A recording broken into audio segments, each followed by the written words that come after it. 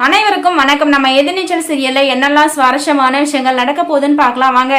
குணசேகரன், விசாலாட்சி இவங்க 2 பேரும் ஒரு பக்கம் உட்காந்துட்டு என்னடா நடக்குது இந்த வீட்டுக்குள்ள, எல்லாரும் அவங்கவங்க வேலையை அவங்கவங்க பாட்டு கிளம்பிட்டு ஃபங்க்ஷனுக்கு போயிட்டு இருக்காங்க. இந்த வீட்டில் ஒரு பெரிய மனுஷி இருக்குன்னு சொல்லிட்டு கூட அவங்களுக்கு நினைப்பே இல்லை போல இருக்கு அப்படின்னு சொல்லிட்டு விசாலாட்சி பார்த்தீங்கன்னா நம்ம குணசேகரன் கிட்ட சொல்லிட்டு இருக்காங்க.